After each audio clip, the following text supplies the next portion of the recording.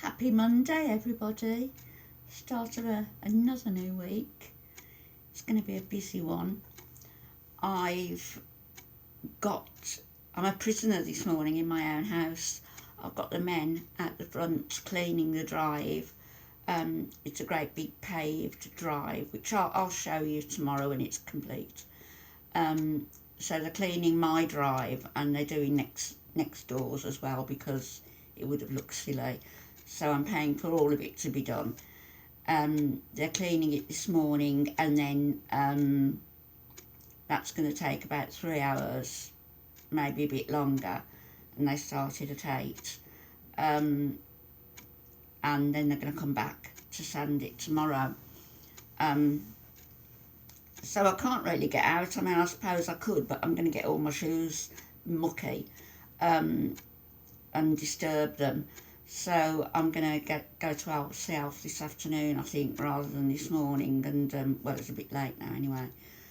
So my day is disrupted. It won't be so bad tomorrow because they're only sanding it so I can whip through the sander zone at the seaside. So that's my play money gone for this month, paying for all that, or my extra money, I should say. A lot of you know that I'm vegan.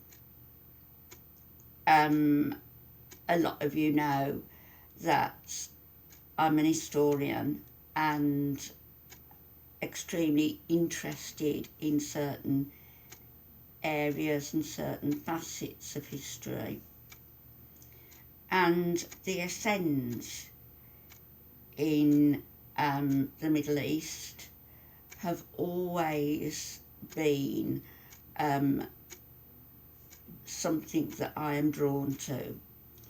The Essenes were, if you like, a forerunner to Christianity. Jesus was a member of the Essenes. St. John the Baptist was a member of the Essenes. The disciples were. And it's strange how the Essenes were persecuted and it sort of, in a way, died a death, all their beliefs. But it's strange how now everything is coming full circle, because the Essenes were vegan. They were not only vegan, they were all vegan. They ate no cooked foods whatsoever. They did, apparently, although I say vegan, they were allowed to have milk from the beasts of the field. And so I don't drink milk, but they were allowed milk. And apart from that, it was natural juices from the fruits and plants, rainwater, fruits, nuts, pulses that they ate. And they lived quite long lives. One of their tenets, one of their beliefs was that, and it's written, that if you eat dead flesh, putting dead foods into your body, well, they said, the work of Satan, you've got this dead, rotting flesh inside of you, but you put living foods inside of you, i.e. fresh plants, fresh fruit and veg, then it means for a clean body, a clean mind, and nurtures your soul. Going raw vegan appeals to me. I like cooked foods in the winter. I like vegan soups and stews and curries, eggless cakes, omelettes made with egg replacement, etc., baked potatoes, stuff like that, comfort food. But I'm seriously thinking of going raw vegan. I think if I'm going to do it, it's coming up to the right time for me to do it. I've been vegan for a couple of decades now and found it easy not to eat animals for ethical reasons. It's strange because you're brought up on a diet of animal flesh, lamb, chicken. You don't call it what it is. You don't call lambs like, you don't equate it with the lambs frolicking in the fields, or beef with the cows. But that's what it is. Even the fish. So raw vegan appeals to me. Now, the Essenes drank milk. I never liked the taste of milk. Almond milk I do like. So I know which way I would be going in regards to that. But also,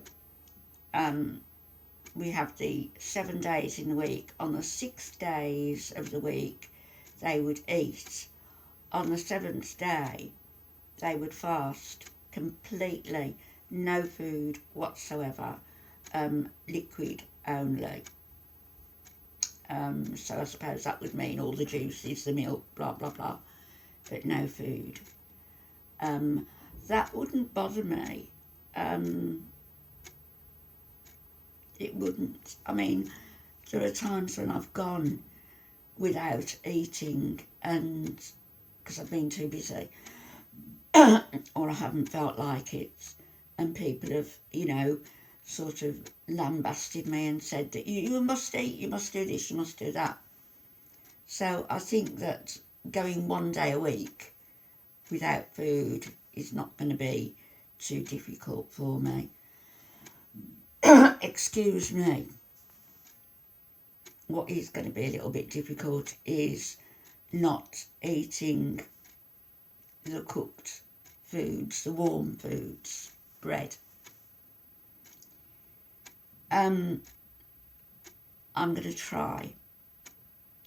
I'm going to wait until the weather's a little bit warmer, more conducive to eating lots of salads, lots of fruits, and I'm going to try to become raw vegan.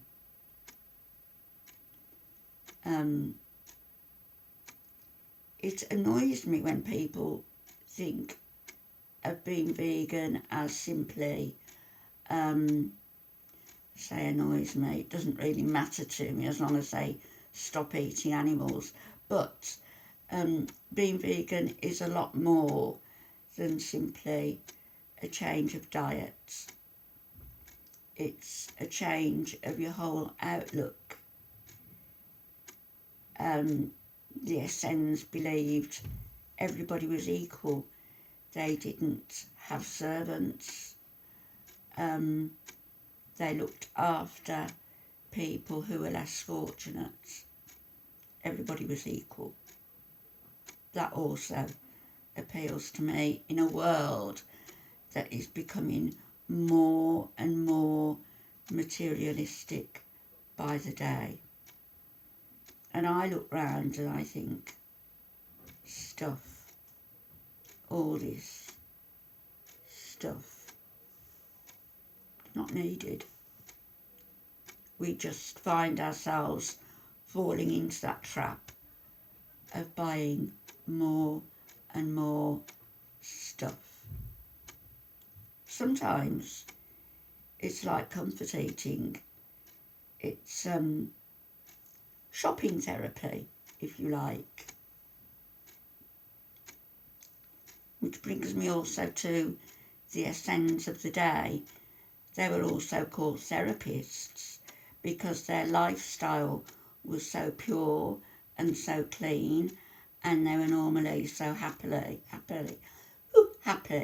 and well adjusted that they could counsel other people whose lives were less happy, whose outlook was less positive and less forward thinking. So the Essenes were also therapists.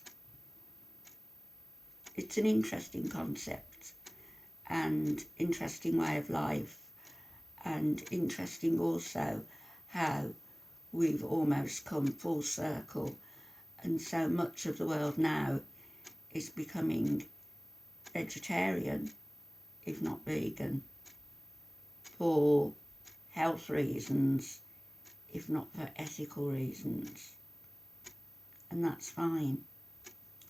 So I think my thought for today would be, how about you trying for one day no meat products, nothing in your diet, just a pure plant-based diet for a day, 24 hours. It isn't long, is it?